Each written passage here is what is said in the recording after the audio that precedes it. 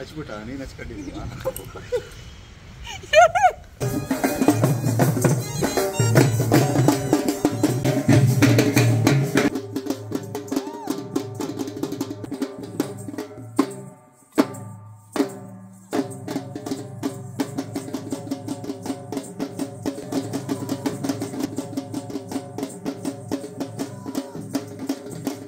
Hello, ಎಲ್ರಿಗೂ ನಮಸ್ಕಾರ. ಮೊದಲನೇದಾಗಿ ನನ್ನ ಹೊಸ ಬದುಕಿಗೆ ಹಾರೈಸಿದಂತಹ ನಿಮ್ಮೆಲ್ರಿಗೂ ಕೂಡ ಥ್ಯಾಂಕ್ ಯು ಸೋ ಮಚ್. ಹಾಗೆಯೇ ನಾನಂತೂ ಇತ್ತೀಚೆಗೆ ಪ್ರಮೋಷನ್ಸ್, ಶೂಟಿಂಗ್, ಮನೆ ಕಾರ್ಯಕ್ರಮ ಹೀಗೆ ತುಂಬಾನೇ ಬಿಸಿ ಆಗ್ಬಿಟ್ಟಿದ್ದೀನಿ. ಇದ್ರ ನಡುವೆ ನನ್ನ ತಮ್ಮನ ಮದುವೆಗೆ ನಾನು ಹೇಗೆ ರೆಡಿ ಆದೆ ಅಂತ ನೀವೇ ನೋಡಿ. ಯಾವಾಗ್ಲೂ ಅಷ್ಟೇ ನಾವು ತಯಾರಾಗೋಕೆ ಬೇಕಾದಂತಹ ಎಲ್ಲಾ ವಸ್ತುಗಳನ್ನ ಒಂದೇ ಕಡೆ ಜೋಡಿಸಿಟ್ಕೋಬೇಕು. ಆಗ ತುಂಬಾನೇ ಟೈಮ್ ಸೇವ್ ಆಗುತ್ತೆ. ಸ್ಟ್ರೈಟ್ನರ್ ಸಹಾಯದಿಂದ ನಾನು ಸೀರೆಗೆ ನೆರಿಗೆ ಮಾಡ್ಕೋತಾ ಇದ್ದೀನಿ. ಹಾಗೆಯೇ ಫಸ್ಟ್ ಟೈಮ್ ನಾನು ಸಿಂಪಲ್ ಹೇರ್ ಬನ್ ಟ್ರೈ ಮಾಡ್ತಾ ಇದ್ದೀನಿ. ಆಕ್ಚುಲಿ ಈ ಫೆದರ್ ಕಟ್, ಲೇಯರ್ ಕಟ್ ಅಂತೆಲ್ಲ ಮಾಡಿಸ್ಕೊಂಡ್ ಬಿಡ್ತೀವಿ. ಅದಾದ್ಮೇಲೆ ಯಾವ್ದೇ ಹೇರ್ ಸ್ಟೈಲ್ ಮಾಡೋದಕ್ಕೆ ತುಂಬಾನೇ ಪುಡಿ ಕೂದಲಿರುತ್ತೆ. ಈ ಪ್ರಾಬ್ಲಮ್ ತುಂಬಾ ಜನಕ್ಕೆ ಇರುತ್ತೆ ಅನ್ಕೋತೀನಿ. ಬಟ್ ನೋ ಪ್ರಾಬ್ಲಮ್, ಅದು ಕೂಡ ಒಂದ್ ರೀತಿ ತುಂಬಾನೇ ಕ್ಯೂಟ್ ಆಗಿ ಅನ್ಸುತ್ತೆ. ಮೆಸ್ಸಿ ಆಗಿ ನೀವು ಯು ಪಿನ್ ಕೂಡ ಬಳಸ್ಕೋಬಹುದು.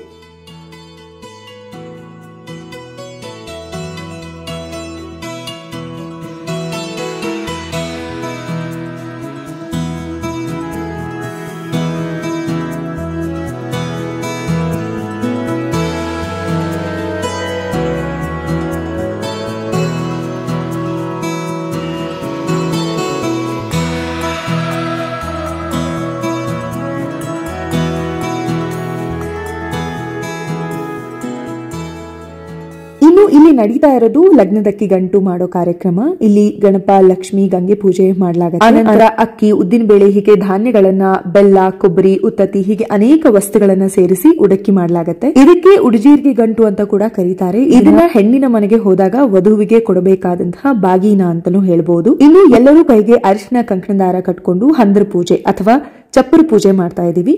ಪೂಜೆ ಆದ್ಮೇಲೆ ಮನೆ ಮುಂದೆ ಶುಭ ಚಪ್ಪರವನ್ನ ಹಾಕ್ತಾರೆ.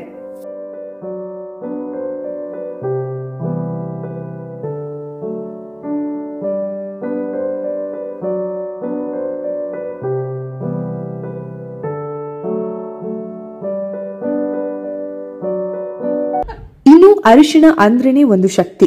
ಅದರ ಪ್ರಯೋಜನ ಹಲವಾರು. ಮೈಗೆ ಅರಿಶಿನ ನೀರು ಬಿದ್ರೆ ಒಂದು ರೀತಿಯ ತೇಜಸ್ಸು, ಕಳೆ, ಜೊತೆಗೆ ನಮ್ಮಲ್ಲಿರುವಂತಹ ನಕಾರಾತ್ಮಕ ಕಂಪನಗಳು ದೂರವಾಗ್ತವೆ ಅನ್ನೋದು ನಂಬಿಕೆ. ಹಾಗೆಯೇ ಮನೆಯಲ್ಲಿ ಸಂಬಂಧಿಕರು, ಸ್ನೇಹಿತರು ಒಬ್ರಿಗೊಬ್ರು ಅರಿಶಿನ ಹಚ್ಚಿ ಸಂಭ್ರಮಿಸೋದೇ ಒಂದು ಚಂದ.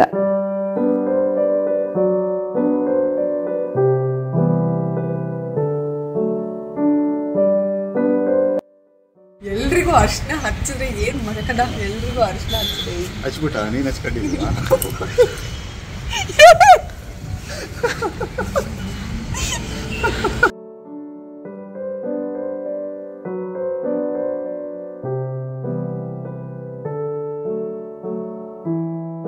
ಇನ್ನು ವಧುವಿನ ಮನೆಯ ದೇವರು ವೀರಭದ್ರ ಸ್ವಾಮಿ ಆಗಿದ್ರಿಂದ ಗುಗ್ಗಳ ಪುರವಂತಿಕೆಯನ್ನ ಮಾಡಿಸಿದ್ರು. ನಾನಿದನ್ನ ಮೊದಲನೇ ಸಲ ನೋಡ್ತಾ ಇದ್ದಿದ್ದು.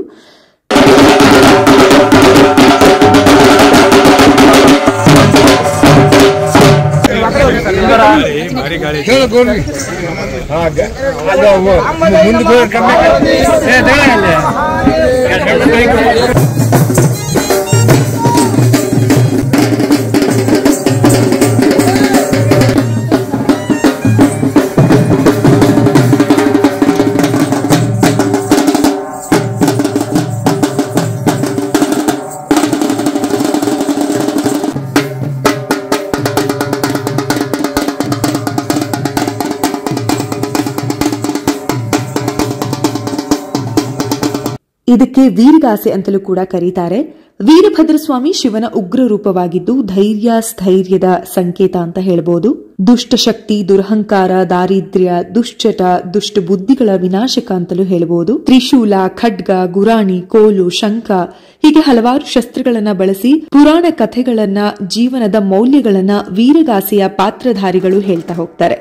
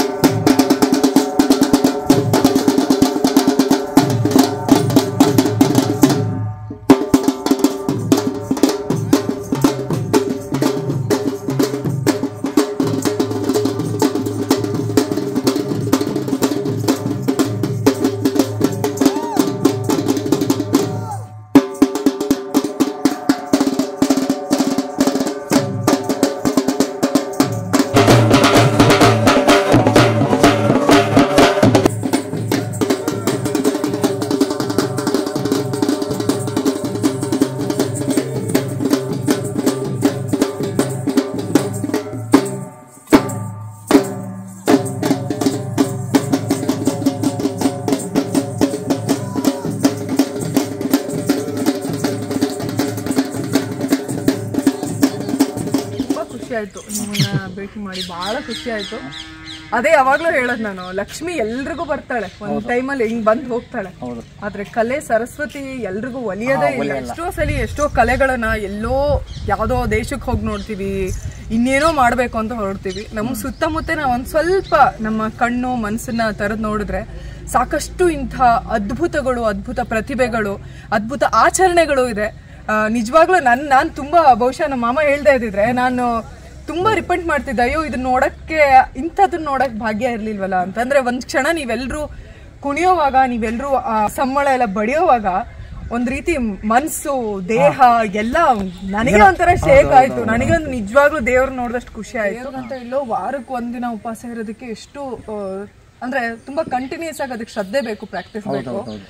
ಇಡೀ ದಿನ ಉಪವಾಸ ಇದ್ದು ಅಲ್ಲಿ ಡ್ಯಾನ್ಸ್ ಶುರು ಮಾಡಿದವರು, ಅಲ್ಲಿ ಕುಂತ ಆ ಜೋರು ಧ್ವನಿ, ಆ ಎನರ್ಜಿ, ಆ ನಿಮ್ಮ ಮುಖ ಭಾವನೆ, ಅಲ್ಲಿಂದ ಇಲ್ಲಿ ತನಕ ನೀವು ಅದನ್ನೇ ಕಾಯ್ಕೊಂಡ್ ಬರೋದಿದೆಲ್ಲ, ಅದು ಬಹಳ, ಅದಕ್ಕೆ ಬರೀ ಅಂದ್ರೆ ದೈಹಿಕವಾದ ಶಕ್ತಿ ಸಾಲದು, ಮಾನಸಿಕವಾದ ಶಕ್ತಿ ಬೇಕು, ದೈವಾನುಗ್ರಹ ಬೇಕು. ಅದು ನಂಗೆ ಬಹಳ ಖುಷಿ ಆಯ್ತು. ನಿಮ್ಗೆ ಏನಾಗೈತಿ ಅಂದ್ರೆ ಅಳಿ ಸೇವೆ ಮಳಲ್ ಭಕ್ತಿ, ಆ ಭಗವಂತನ ಇಚ್ಛೆ ಇರೋ ತನಕ ನಮಗೇನು ಆಗೋದಿಲ್ಲ ಅನ್ನೋ ಭರವಸೆ ಮ್ಯಾಗೆ ನಾವು ಮಾಡ್ತಾರದು. ದೊಡ್ಡ ಅಗ್ನಿಕೊಂಡ ಹಾಯಾಕರೆ ನ್ಯಾಲ್ಗಿಗೆ ಶಸ್ತ್ರ ಹಾಕೊಂಡು, ನ್ಯಾಲ್ಗಿಗೆ ಸೈ, ನ್ಯಾಲ್ಗಿ ಇಷ್ಟುದ್ದ 5 ಅಡಿ ಉದ್ದ, ಇಷ್ಟೇ ದಪ್ಪ, ನ್ಯಾಲ್ಗಿ ಶಸ್ತ್ರ ಹಾಕಿ ಏನು ಹಾಲು ತಗೊಂಬಂದಲ್ಲ ಕೈಯಲ್ಲಿ, ಯಾವತ್ತೂ ಸುಟ್ಟಲ್ಲ, ಸುಡೋದು ಇಲ್ಲ ನಮಗೆ. ಏನೋ ಭಗವಂತನ ಇಚ್ಛೆ. ನಾವು ನಾರ್ಮಲ್ ಮನುಷ್ಯರೇ, ನಮಗೆ ಯಾರಿಗೂ ದೇವ್ರು ಬಂದಿರಲ್ಲ, ಏನಲ್ಲ. ದೇವ್ರು ಬಂದಿರ್ತಾರ, ಆ ರೋಷ ವೇಷ ಅಷ್ಟೇ ಬಿಟ್ರೆ, ಈಗ ನೀವು ಫಿಲಮಲ್ಲಿ ಮಾಡ್ತಿರಲ್ಲ, ಚಿಕ್ಕ ಹೊಡೆದೇ ಬಿಡ್ತೀರ, ಹೊಡಿತೀರಲ್ಲ, ಹೊಟ್ಟಿದ್ರಲ್ಲ, ಆ ಥರ ನಾವು ಅಷ್ಟೇ. ಆ ಥರ ಮಾಡ್ಕೊಂಡು ಏನೋ ಭಗವಂತ ನೋಡಿ ಎಷ್ಟು ಮುಕ್ತವಾಗಿ, ಎಷ್ಟು ಮುದ್ದಾಗಿ, ಮುಗ್ಧತೆಯಿಂದ ಮಾತಾಡಿದ್ರು ಅವರು. ದೇವ್ರು ಬಂತು, ಅದೆಲ್ಲ ನಾವು ದೇವರಲ್ಲ. ಹೌದೌದೌದು. ಆದ್ರೆ ಒಂದು ಪಾತ್ರಧಾರಿಗಳು, ಆಡ್ಸಿದಂತೆ ಆಡೋರು ನಾವು.